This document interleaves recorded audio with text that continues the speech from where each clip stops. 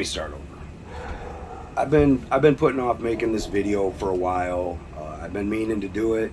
It's a beautiful day. It rained. The cicadas aren't going crazy, so hopefully I won't have to adjust my audio too bad. I'm able to make the video on my porch. Yeah, I got the same shirt on I had on yesterday, but truthfully, you're lucky I got a shirt on at all. It's hot. It's muggy, but I want to get this done. Let's start by saying that my family name is very old, okay? And without going into a lot of details, there's very few of us on the planet. I'm not a hard person to find. I put myself out there, I guess, because, God has me, and I know He has me.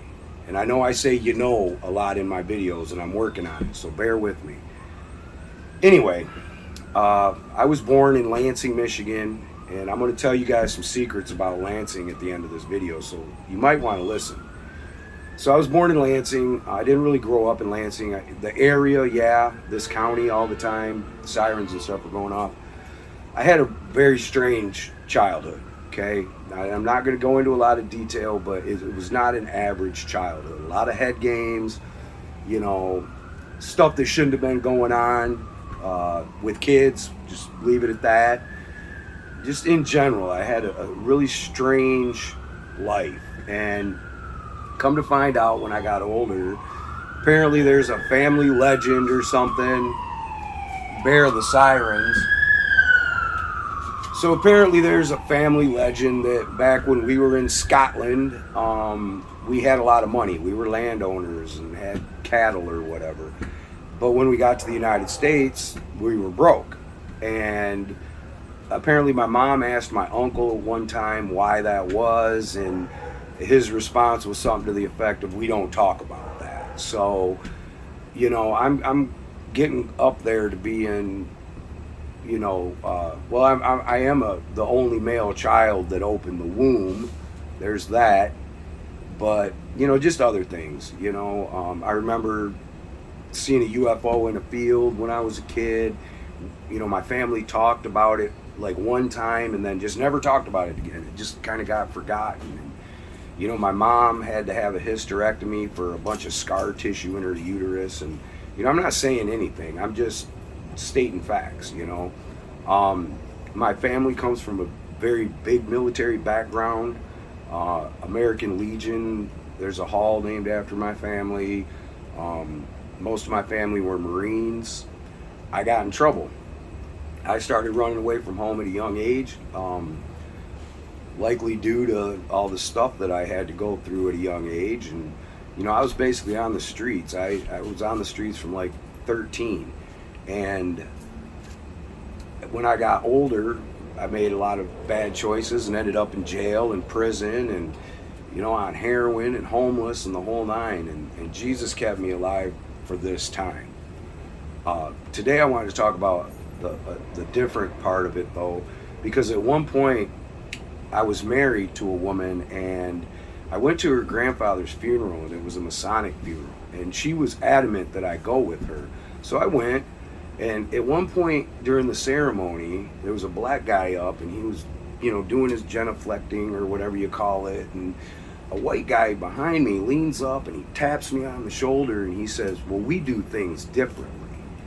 And I was just kind of like, "Okay, buddy," and I didn't even know her grandfather was a Mason until we got there, and it wasn't even a funeral, it was just a memory board, and his right in the middle of it was his 3rd degree Masonic certificate. And I looked at my wife and I said, "Well, I didn't know your grandfather was a Mason." And she was like, "What's a Mason?" Well, come to find out, years later when we got divorced, because of all of this stuff, that she was raised a Job's daughter her whole life. I mean, she knew all about it. And apparently, looking back on things, it would appear to me that she was sent into my life to get me back into it. At one point I went to her uncle's funeral. I was after her uncle's funeral. We went to a VFW hall. There was an open bar, and then we went to her uncle's house, open bar. And this was back when I was young and stupid, and of course I was drinking. And I asked her, one other uncle, I said, "Well, how does one become a Mason?" And I kind of knew, I knew some about it, but not nothing like what I know now. Um, and he said, well, you would say this. And I'm not going to repeat what he's told me to say because I don't want anybody doing it. But he told me what to say, and me being the knucklehead I am, I just immediately spit it out. That day changed my life. Within a year, I had been involuntarily committed to a mental hospital, declared it to have schizophrenia. I mean, I literally started hearing voices, the whole nine, man. The whole psychic driving and all that, it's all true. It's all true. They're all psychic. They can all talk to each other without talking. And it means more than hand signals for the people out there that just don't get it, okay? It really does. It really does. You hear voices plain as day. Now, it's interesting to note that I had actually gotten on, when I got saved, it was in 1992, and I got on a dirty Ingham County jail floor, and I said, you know, God, I give up, man, because I had searched for it my whole life. Kabbalah, magic, Ouija boards, seances. I mean, I did all that stuff, man. I just wanted to know what was going on from a very young age. And I'm talking like, I could read before I went to kindergarten. In fourth grade, I tested above average in the meat test, and Michigan State University wanted me to go out to school out there, but I didn't go. My parents wouldn't let me go because I was too much of a problem child, so that never happened. And then I used to get mad at the librarian because she wouldn't let me check out the encyclopedias. I would read them from front to back. I read everything I could get my hands on. I still do. You know, my computer window's got 50 windows open on both screens all the time. And I research. It's what I do. So anyway, now, after I got clean and sober and got my life on track through a religious organization, I went to a recovery home, I guess you would call it. It was an after rehab 1-year program that I went to, and then I stayed on and managed it for a year. And the whole time I was going to school, I had gotten my GED in jail back in like 93, but so now I hold 3 degrees, all summa cum laude. You know, I had a 3.8 GPA on my bachelor's and a straight 4 on both of my associates. So I know how to do research, is basically what I'm telling you. I know what a peer-reviewed article is. I know how to find out who owns a website, all that stuff, man. So, let's just get that off the table. If I say something, I'm not here to help you research. I figure you can do your own research. I'm here to lead you to stay focused on Jesus, because the truth is, man, anyway, Lansing, Michigan. I told you I'd tell you some secrets. So let me tell you some secrets. Lansing, Michigan is the only state capital in the United States where the state capitol building is not in the same city as the county seat is. Okay, there's what's called a county seat of government. And in Michigan, the county seat of government for Ingham County, Michigan is in, get this, Mason, Michigan. Okay? Although the capital is in Lansing. And you can Google that. It's the only state in the nation where that's true. Another thing, Ingham County, Michigan, where the capital sits, Lansing, the county code identifier, get this, is 33. Oh, no big deal, right? Well, but the zip code for downtown Lansing is 48933. No big deal, right? No big deal. Never mind the fact that every Ingham County police car has 33 as the first two, numbers on the license plate, because the county code identifier is 33. But guess what the Masonic Lodge? Guess what the number for the Masonic Lodge for Lansing, Michigan is? 33. Let's add in, I don't know, Cooley Law School, downtown Lansing, 313 Capitol Avenue, and it's in the old Masonic building. I mean, I guess what I'm saying is, if the Knights Templar really did come over here in the 12th and 13th centuries, like Scott Walther from the History Channel, he used to say, he had that big show about how the Knights Templar come over here and mapped out the country, right? Well, they did. They came over here and mapped out the country for the purposes of what it's doing now, bringing down the whole world and initiating the New World Order. That's why we're here, with the Whore of Babylon and all that, So, I guess if I was the Knights Templar and I was going across the country and all of a sudden I found all this fresh water, that might be important. That might be important. Now, I don't know. Sure, maybe it's all a coincidence. But like I said, you can research everything I said. There's a statue to George Washington sits down on, I think, Allegan Street, right downtown over here, and it's him in full Masonic regalia, and he's just sitting in in front of a nondescript, I think it's like the Department of Commerce building or something. It's not like an important building, the Capitol or anything, but there he is in all his glory and all his regalia. So, you know, just know, guys, that when I talk about stuff, I don't just talk out my butt, man.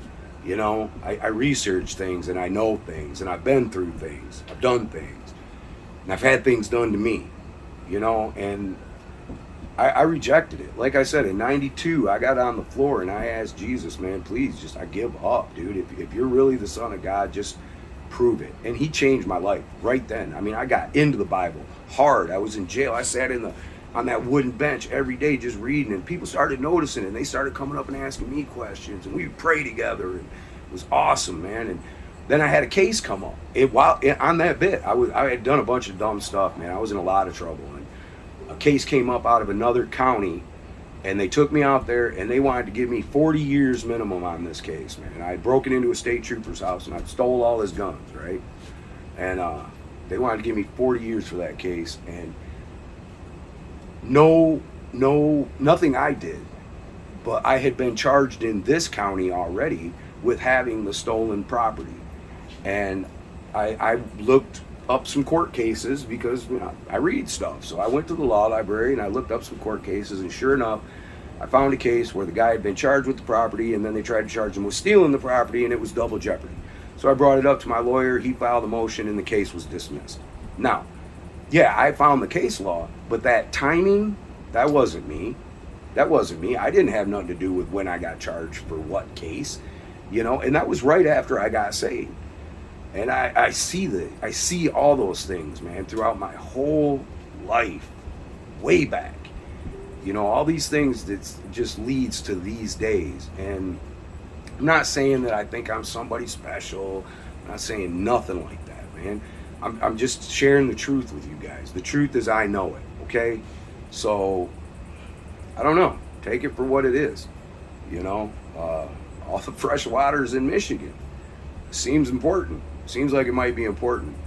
And truthfully, man, it kind of makes me think a little bit recently because, you know, Whitmer backed off, and the government, you know, the legislature took her, you know, power, whatever you want to call it, as governor to declare emergencies and all that. But yeah, I think Michigan's got a bigger role to play in all this than what people are realizing. You know, I really do. We'll see, though. We'll see. So there, I've introduced myself to you. You know, I haven't went into a whole bunch of details, but just know, man, I ran to the streets at a young age because I got messed up real bad as a kid, and I didn't understand it. You know, a lot of head games, a lot of, you know, weird stuff, man. I don't even want to get into it, but I know why now. I know why. You know, my family, man. I've got elected officials in my family back in the day, and American Legion's named after them, and, you know, uncles that are colonels, and, you know, stuff like that. And you know, maybe I'll talk some more about some of that stuff sometime, but, you know, just suffice it to say that I rejected all that stuff in 92 when I got on my knees. I didn't even know I was rejecting it because I didn't know that's what it was. I was raised in it. I didn't know what it was. You know, later on in life, I knew what it was, and especially after I made the mistake of asking and actually filing a petition. The petition was never accepted. They came to my house one day and they said, they came to my house. It was the worshipful master and worshipful master of the lodge and the secretary came to my house, and they said, take a year and get your life more in order, and we'll come back and talk to you. And this was, you know, years ago, and my life definitely wasn't in order, and it didn't stay in order, and nothing I have now is due to them helping me get it in order. It's all because I went to that program, and Jesus got in my heart, finally really got in there. And, you know, like 92 to then was like 20 years, man. I went right back to my vomit. You know, I was drinking and drugging and doing what I wanted to do, but obviously he had a plan for me. And truthfully, the only reason I'm making this video is because the few that I posted are, you know, they're getting a couple hundred views here and there, and I don't know, man. I just think maybe maybe there's somebody out there that needs to hear this stuff. So that's why I share it with you guys. I don't sell you anything. I'm not trying to sell you anything. If you wanted to donate, I mean, I put a PayPal link under there. Sure, I could put Ethereum and Bitcoin and all. I do all that stuff. I could put all those links in there and set up this and that, and sell you this and that, click funnel you this and that. Not here for that, man. Not here for that. I'm here to make sure that people stay on Jesus in these times, because you need to. And with that, I'm just going to say God bless each and every one of you. Thank you.